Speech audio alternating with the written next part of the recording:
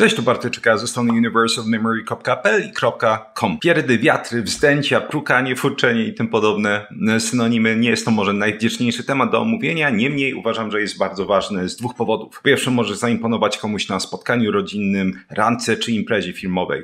Na przykład mówiąc, że hej, czy wiedziałeś, że 99% naszych gazów składa się z zaledwie 3 gazów? Dobra, przyznaję, nie jest to najbardziej wdzięczna anegdota, natomiast drugi powód jest ważniejszy, bo jeśli dowiemy się, jak produkowane są gazy, z czego są produkowane te gazy oraz jak organizm się ich pozbywa, to będzie można wykorzystać tą wiedzę po prostu, żeby zmniejszyć różnego rodzaju dolegliwości jelitowe i to jest bardzo ważne oczywiście dla osób, które cierpią na te problemy. Natomiast również sam ten filmik będzie bardzo ważną podstawką, żeby wyjaśnić między innymi, dlaczego różnego rodzaju opinie, które nawet są często wytycznymi na temat tego, jak leczyć chorobę uchyłkową jelit, czyli dietą bogatoresztkową, czyli z dużą ilością błonnika, dlaczego to jest absolutna bzdura. I w jednym z następnych filmików wyjaśnię na podstawie między innymi właśnie wiedzy z tego filmiku i prawa Bernoulliego z fizyki, dlaczego jest to absolutna bzdura. Wręcz przeciwne wytyczne powinny być wprowadzone, żeby zmniejszyć kłopoty, które powoduje choroba uchyłkowata jelit. Zacznijmy od garści podstawowych informacji i jednocześnie wydaje mi się, że dla wielu osób ciekawostek. Przede wszystkim będziemy produkować od 0,2 do 1,5 litra gazów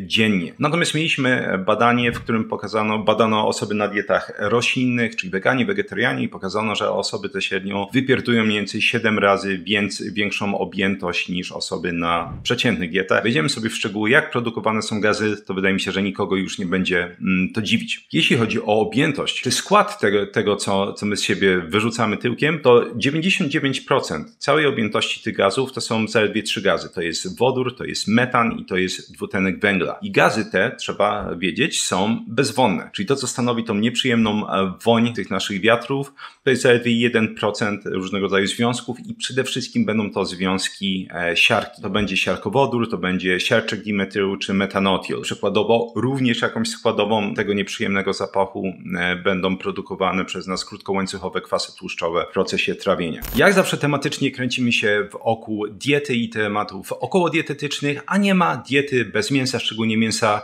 dobrej jakości, dlatego jak zawsze mam przyjemność przedstawić sponsora tego odcinku, czyli Mięsną Paczkę. Jeśli ktoś jeszcze nie zna tej firmy, Mięsna Paczka jest dostawcą mięsa z certyfikowanych ekologicznych polskich gospodarstw, gdzie no właśnie, chów odbywa się w sposób naturalny. Nie ma boosterów wzrostu, nie ma dziwnych substancji, nie ma antybiotyków podczas całej hodowli. Jest to więc mięso naprawdę wysokiej jakości. Jak można zamówić produkty u Mięsnej Paczki? Działa to w bardzo prosty sposób. Wchodzimy sobie na stronę, scrollujemy, wybieramy sobie albo gotową paczkę, jeśli coś nam podpasuje, albo jeśli nasze kubeczki smakowe grają innym rytmem, to można wybrać sobie, czy skomponować własną paczkę z olbrzymiej listy różnego rodzaju produktów, które znajduje się właśnie na stronie Mięsnej Paczki. Punkt drugi to jest wybieramy, gdzie paczka ma dojechać do nas i punkt trzeci, w pewnym momencie otwieramy drzwi i dochodzi do nas ta paczka. Ona jest świetnie zabezpieczona, tam jest warstwa izolacyjna, wszystko jest zmrożone suchym lodem, tym samym mięso jest właśnie zamrażane w takim piku swojej świeżości, potem możemy go w łatwy sposób przełożyć do zamrażarki i wykładać wtedy, kiedy potrzebujemy, kiedy chcemy coś ugotować, tym samym też absolutnie minimalizuje się różnego rodzaju marnotrawstwo, w tym sensie, że mięso może się oczywiście popsuć, ale nie w tym przypadku. Dzięki serdeczne Mięsnej Paczce za sponsorowanie tego odcinka. Jeśli ktoś jeszcze nie zamawiał w Mięsnej Paczce, to z kodem Bartosz10 jest 10% zniżki na pierwsze zamówienie. Lecimy dalej. Jeśli chodzi o naszą mikrobiotę, to będziemy wyróżniać 5 głównych rodzin bakterii. Będą to Actinobacteria, Firmicutes, bakterioidy, Verumikrobia i Proteobacteria. I z tych wszystkich rodzin tak naprawdę dominującymi frakcjami są Firmicutes i bakterioidy. One będą stanowić mniej więcej 90% całej tej naszej populacji bakteryjnej w mikrobiocie. I co one będą produkować? Będą produkować oczywiście gazy, o których mówiliśmy. Jeśli chodzi o produkcję gazów, to znowu będziemy mieć specyficzne rodzaje bakterii, które będą dominować, jeśli chodzi o produkcję gazów.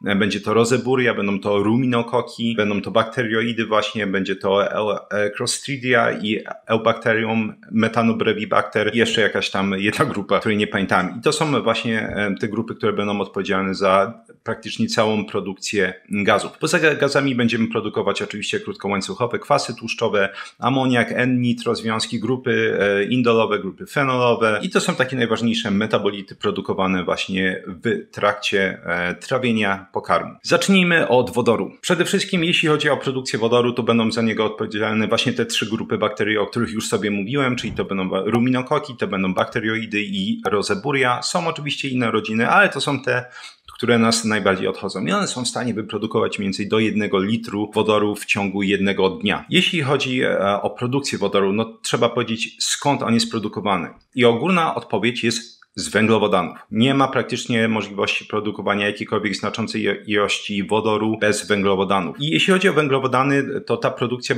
wodoru będzie się odbywać na 2 sposoby. Przede wszystkim na fermentację tych naszych substratów, które nie podlegają trawieniu, czyli oczywiście przede wszystkim chodzi o różnego rodzaju frakcje błonnika. Drugi sposób to jest glikoliza, czyli najzwyczajniej w świecie rozkład glukozy na energię. W tym procesie również będzie produkowany wodór. Tutaj można się na chwilę zatrzymać i powiedzieć sobie, jeśli będziemy zwiększać ilość błonnika, jeśli będziemy zwiększać ilość węglowodanów w diecie, ilość produkowanych przez nas gazów i to nie tylko wodoru, do czego sobie zaraz dojdziemy, bo zajmiemy się oczywiście innymi bohaterami naszymi, czyli dwutlenkiem węgla i metanem, więc jeśli będziemy spożywać węglowodany, im więcej ich będziemy spożywać, tym więcej będziemy produkować gazów. I oczywiście, żeby było jasne, my sobie mówimy to o mechanizmie, natomiast jakby samo w sobie nie jest to nic zaskakującego i każda osoba, która miała jakiekolwiek większe kłopoty, jeśli chodzi o właśnie różnego rodzaju wzdęcia, ten dyskomfort powodowany przez nadmierną produkcję gazów, o tym wie. Skąd o tym wie? Bo prawdopodobnie stosowała dietę low FODMAP, czyli dietę nisko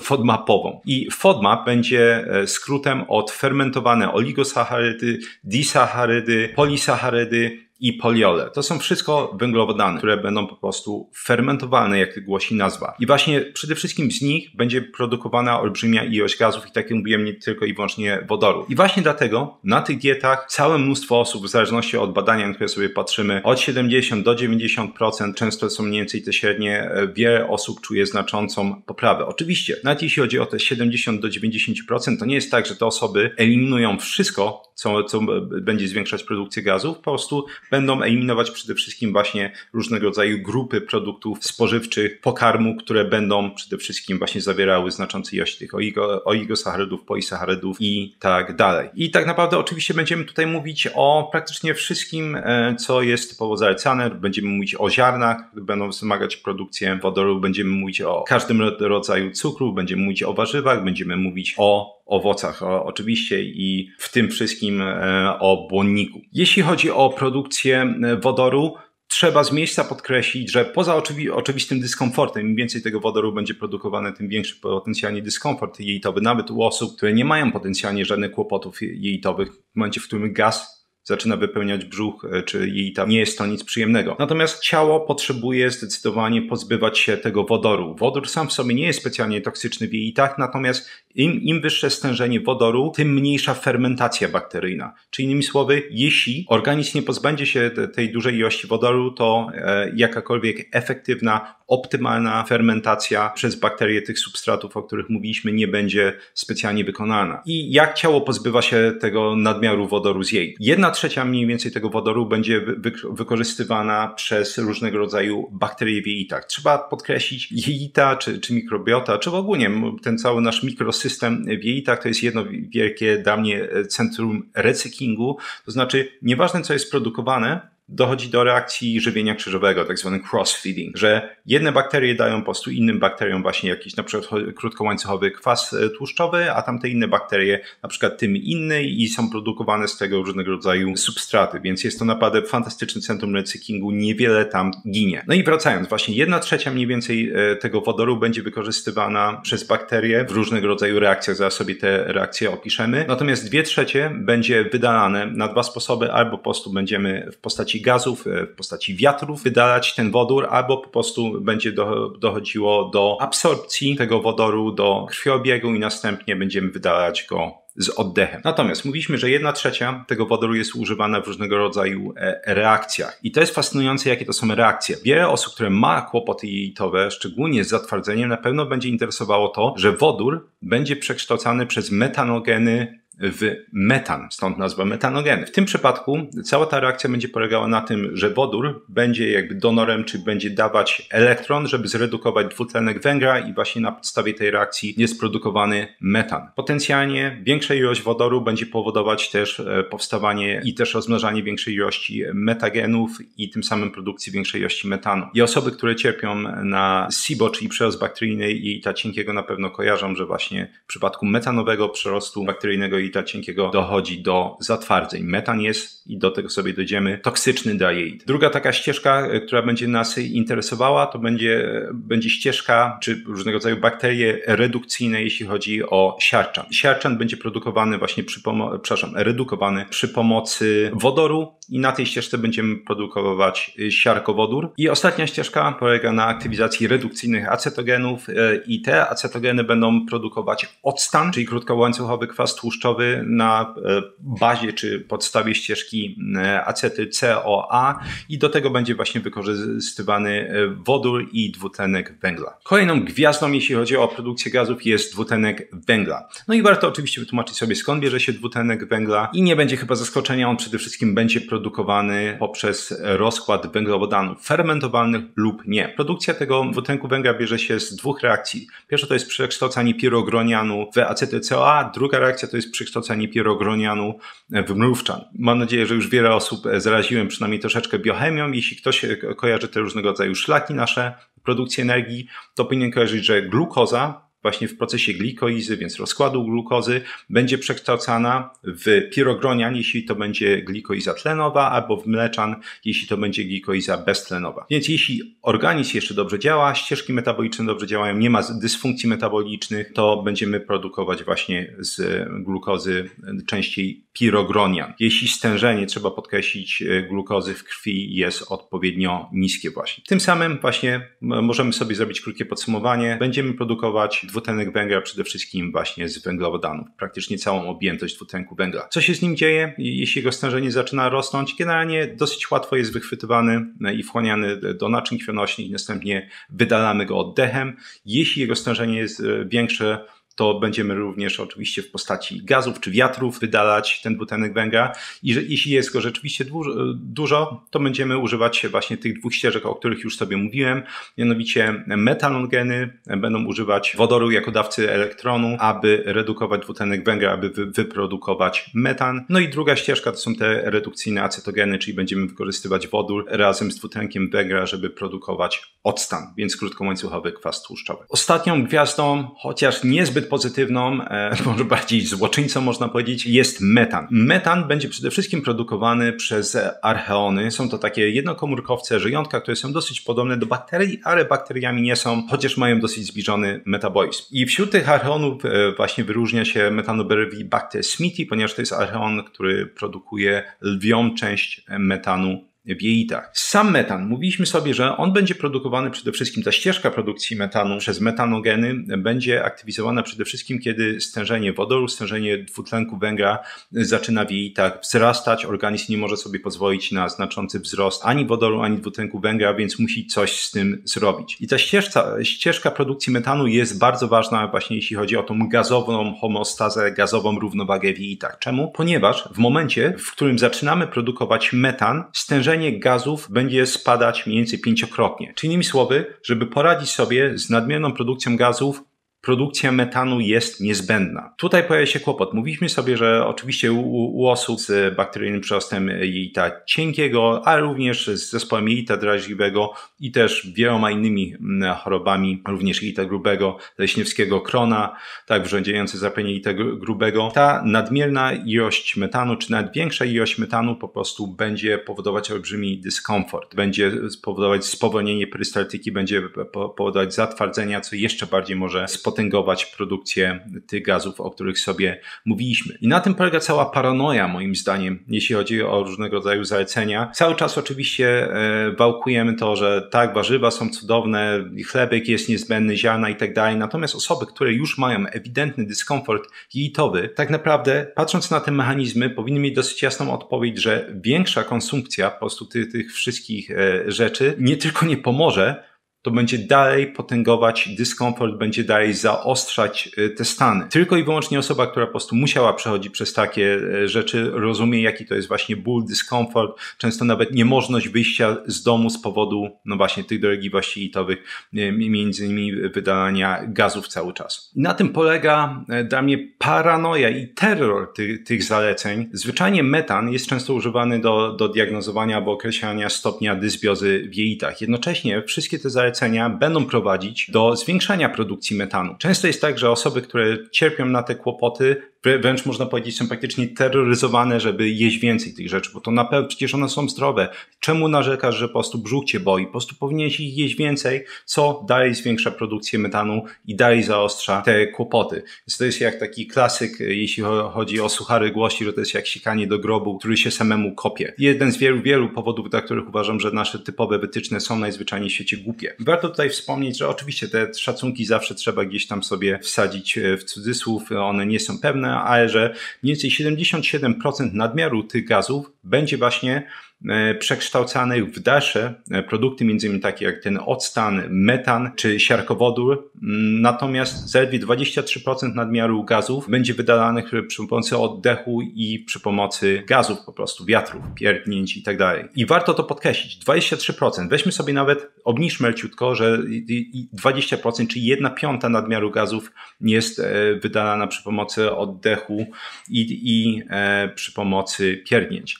Jeśli tak jest, to znaczy, że często będziemy oddawać te gazy, to znaczy, że rzeczywiście nadmiar tych gazów w jelitach, który dalej jest przekształcany, między innymi w metan, jest spory i warto o tym pamiętać. Te mechanizmy, które sobie tutaj opisaliśmy, one będą podstawą, żeby pokazać między innymi, jak różnego rodzaju diety bogate w błonnik mogą potencjalnie zaostrzać albo wywoływać kłopoty jelitowe łącznie z uchyłkowatością jelit i tym będę zajmował się jednym z przyszłych odcinków. Natomiast jeśli chodzi oczywiście o można powiedzieć taką praktyczną stronę tego filmiku, pamiętać, im więcej węglowodanów, im więcej szczególnie fermentowanych węglowodanów, tym większa będzie produkcja i wodoru, i dwutlenku węgla i w następnej kolejności po przekształceniu metanu. Również będzie tyczyło się to oczywiście laktozy, jeśli ktoś ma nietolerancję na laktozę, bo wtedy po prostu nie będziemy w stanie efektywnie jej rozkładać. Natomiast jeśli ktoś jest zdrowy i będzie konsumować sobie nabiał, oczywiście tam są węglowodany w niewielkiej ilości, natomiast z tego nie ma jakiejś większej produkcji gazów. I oczywiście też jeden z wielu powodów, dla których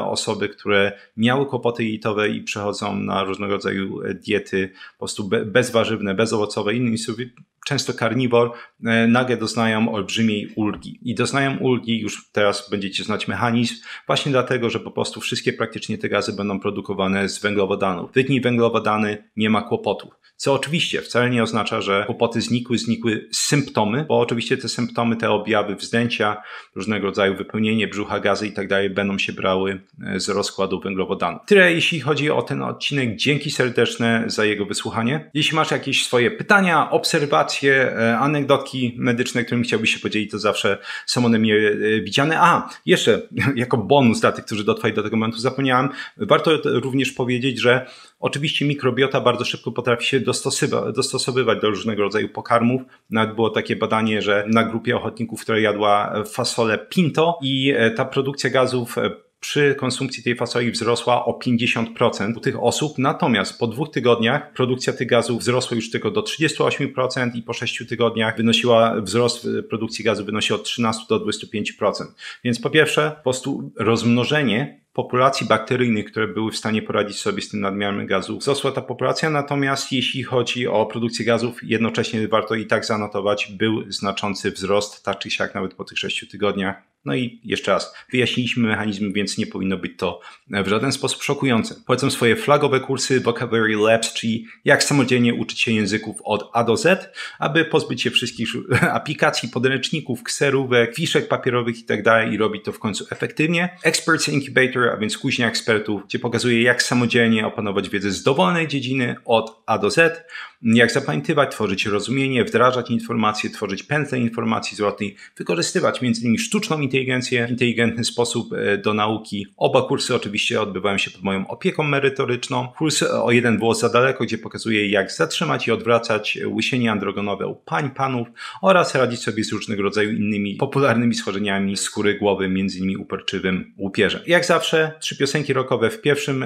komentarzu. Jeśli chodzi o link do badania, które omawiałem, właśnie taki przegląd produkcji gazów, znajdziesz go w opisie. Również w opisie znajdziesz link do mojego newslettera. Jeśli interesuje Cię właśnie pamięć, języki obce, można kliknąć ten link i cóż, zapisać się do tego newslettera. Tam wysyłam artykuły na temat pamięci języków obcych oraz czasami na temat analizy badań naukowych, jeśli Cię to interesuje. I na koniec, jeśli w ogóle interesują Cię te wszystkie informacje, które tutaj wymieniłem w filmiku, można je ściągnąć w dogodny sposób w postaci gotowych fiszek. Te gotowe fiszki są do tego filmiku i ostatnich, jakieś tam już ponad 80 filmików. To jest wszystko dostępne dla patronów kanału. Link do patronatu jest w opisie. Patronat kosztuje 40 zł miesięcznie i w jego ramach właśnie jest dostęp do takich fiszek oraz forum, gdzie można mi zadać pytanie, oraz jest m.in. sekcja badanie tygodnia, gdzie omawiam najciekawsze badanie danego tygodnia wraz z omówieniem. Dzięki jeszcze raz serdeczne za wysłuchanie tego odcinka i do usłyszenia w następnym.